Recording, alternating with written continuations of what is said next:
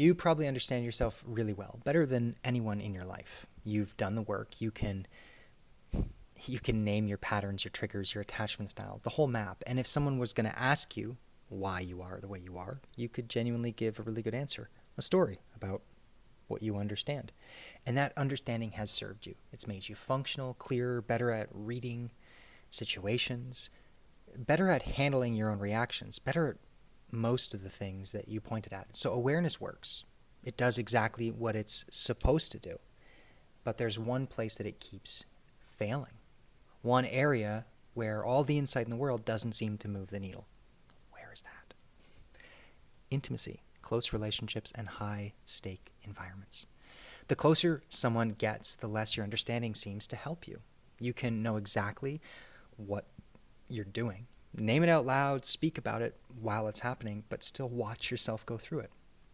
The shutdown, the distance, the pull towards the wrong person, the flatness around the right ones. You see it all clearly. You see it, and it changes nothing.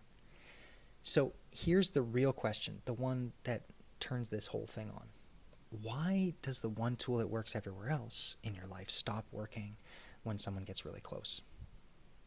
Because intimacy doesn't run on your layer of awareness. It runs on a whole different layer of experience. Everything you understand about yourself lives at one level. Thought, insight, the story you can tell about your life, that level runs most of your life, and it runs well. But intimacy isn't run from there. Intimacy runs off a structure that was built underneath it, long before you even had words to understand who you were and how to communicate your feelings. And that structure, it doesn't answer to insight.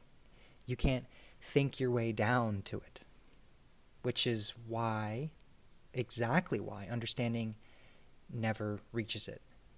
That structure is what I'm going to show you, because once you can see it, your whole relationship history starts to look different, and it stops looking like a string of mistakes and starts looking exactly like what it is, a structure doing what it was meant to do.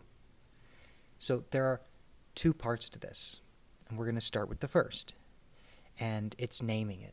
We call it the adapted self. Here's what it is exactly.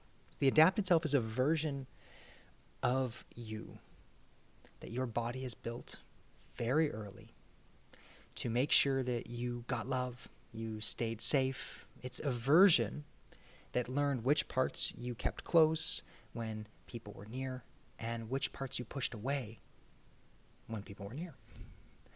And then organized itself around that in order to function and survive. And here's how it got built. And this is the part that's the same for everybody. When you were small, you are completely dependent on connection for survival. It's not poetic. It's literal. A child can't leave, can't earn its keep, can't regulate itself alone. So the most important job a young system has is to stay connected to the people it depends on. That's survival. And that's running the show. And that is at the base layer of this structure. So every child does the same intelligent thing. It reads the room it was born into. It works it out without words. What those particular people respond to and what makes them warm and what makes them pull away, and it adapts. It brings forth the parts that get connection, and it tucks away the parts that get the threat and feel it. This is intelligence, not damage. A young system doing precisely what it was built to do, and it works. That's the part to hold on to. The adaptive self is running today because it succeeded. It has a perfect track record. It has never gotten abandoned. Nothing keeps a survival strategy alive like success. But there's a bit of a lie in all of that. Its perception is that it hasn't gotten abandoned. And so here's the law underneath all of that. A protection only protects what it keeps hidden. Think about that. Whatever the adaptive self was built to guard, it keeps it guarding. It keeps it back. So the more precise the part, the more reliably it stays out of sight. The realest parts of you, the ones that the whole structure was built around, is by design, and they're hidden, and that part comes forward the least. That costs you nothing almost everywhere. The adaptive version is competent, warm, and people like it. So it's really not costing you much on the outside. In the outside world, it does. It looks great. Nobody out there is getting close enough for it to matter. And yet, you feel that disconnection. And that's why when you get in close proximity, or you start to feel the opening of your system where you begin to fall in connection, fall in love, and someone gets close enough to reach the parts underneath, the whole mechanism gets triggered. So when someone reaches for intimacy with you, what they're reaching for is the core, the real one, the part that the adaptive self keeps back. So their reaching lands on the protection instead of that real part, because the protection is what's standing at the doorway, and it's still trying to do its job, because that world that it grew up in, that world that it was exposed to, is still predictively happening inside. So it manages how it built itself to manage, keeps a little distance, or maybe a lot, stays in control of how much you is actually in the room. So you can be in a good relationship with someone who loves you and still carry a thought that you'd never say out loud, because this deeper part of you is staying really hidden, and it only comes out when triggers and emotions flare. And that's pretty common for most people. And how could they think any less? Because there's the version of you that goes first. They're loving it accurately. They're just loving the part of you that was built to be loved. But that deeper, subtler part feels, experiences, and lives in a world that it's not loved, and it can't be loved. And so to come out into a world where it won't be loved is like a death sentence, and it wouldn't do that. That part is built standing behind all of the protection, so it's not going to let anyone inside. And that's the loneliness underneath all this. Not the loneliness of not being loved, but the loneliness of being loved and not met. So you can't meet someone that you're not letting in. They can only reach you what you allow them access to. So here's how you start to catch it. This week, don't look in the big moments. Look in the adaptive ones where it's too good to look in small moments where you can watch what happens in your body. For instance, when someone gets really sincere with you, or someone seemingly rejects you and you perceive a rejection, and your system contracts, or you start to get reactive and you start to think that this person believes something about you. You can question that thought, and you can sense the system and notice what it's doing. You can watch what you do in that half second. You can bring awareness into that moment. Now, we're not making change to it yet, but we're highlighting the system. So most people make a quiet joke, or they deflect it, or they go silent and they let it pass. And if you constrict your reactions and you just notice the pressure that builds up from this type of experience, from the conflict, the perceived conflict, you'll feel a flinch of too much, and maybe you'll want to look away, or maybe you'll want to react and say something or make a joke.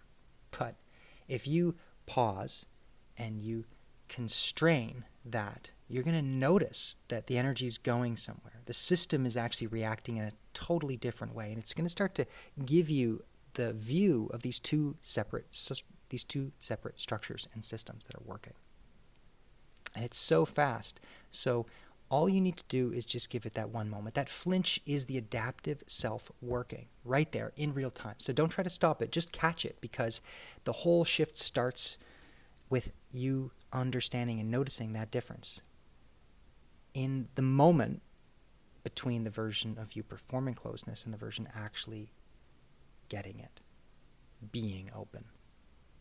So that's the first move. I want you to just notice where there is a reaction in your close relationships from you or from them and your response to that. It could be a shutdown or it could be an agitation and an intensity that starts to build up in the system. And normally you would deflect it with some sort of personality expression. So that's the first move. That's you getting back in the room, noticing what's truthful and what's actually starting to show up in your system. The adaptive self explains how you behave once you're in a relationship.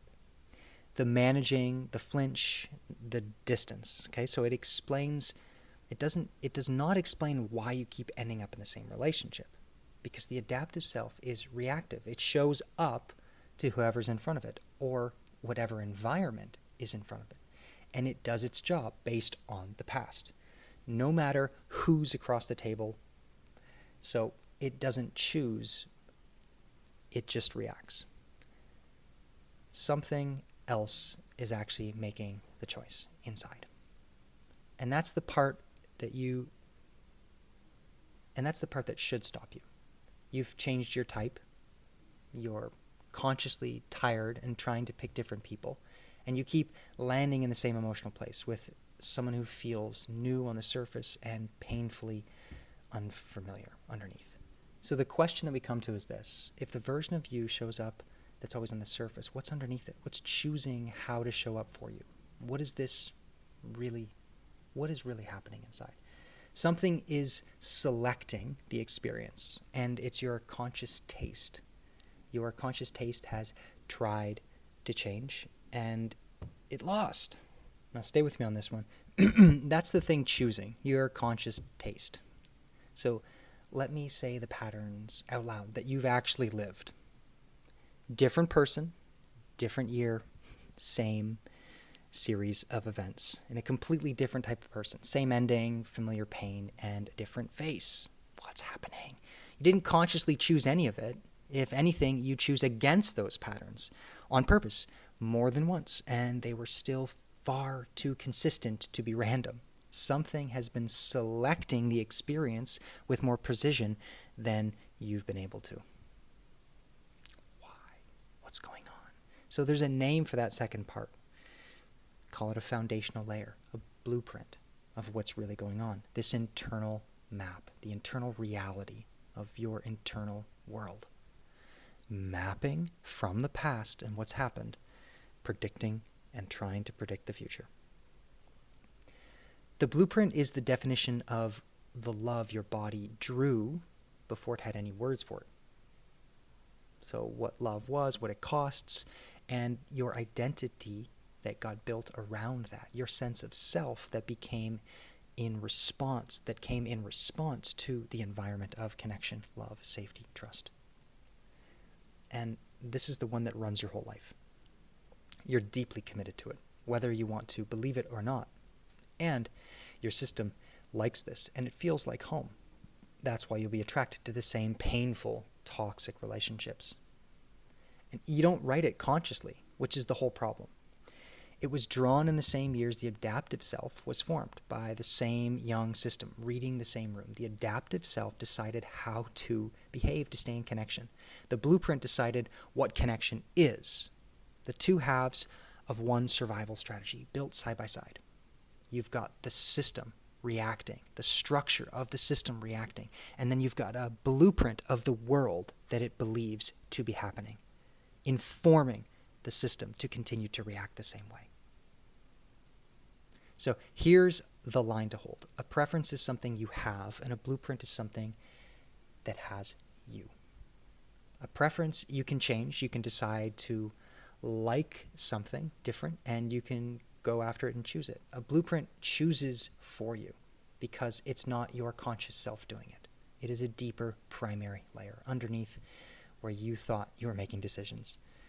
The decisions are made way before you even reach the table. So when you tell yourself you'll pick someone healthier this time, you actually mean it, and then you feel the same pull towards someone, or you attract someone who's got the same dynamics. They're a little unavailable, a little unfamiliar, and a little toxic in the ways that don't feel good. And you can't name why this is happening. And so that's not weak willpower. That's the blueprint, the foundational layer, doing its thing. And it's doing exactly what it was built to do. So here's the principle underneath it. And it's a bit of an interesting one. Your body trusts what it recognizes, not what's good for you, not what's familiar. The blueprint isn't scanning the room for who will threat you. It's scanning for who matches those original experiences inside. It's overlaying its perception on reality. So it's not seeing things as they are, but it's seeing things as they were. This is kind of what they talk about, where you're seeing things as an illusion because your mind is actually mapping from the past. Your system is bringing it forward. Because the original is what it knows how to survive. The original system knows how to survive, so it's going to keep doing that. So if love early came tangled with anxiety, stress, and codependency, then it's never been quite consistent, safe, sure. So then later, anxiety will read as love and connection, and you will be pulled back to that uncertainty in chemistry and connection. And the steady, available person, who's the one who'd actually stay, and they're probably going to read as flat and not very interesting, maybe even boring. Like something's missing because that system is still trying to work out what was built into the blueprint. So nothing's missing. The danger is missing. Your body learned to read danger as aliveness a long time ago, and it never really updated the file. So you're not repeating this because you're broken or you're addicted to pain or because you haven't learned the lesson. You've learned the lesson intellectually 100 times. You've repeated it because the blueprint is being honored faithfully, precisely. You are completely committed to it on an unconscious level every time. The pattern isn't malfunctioning.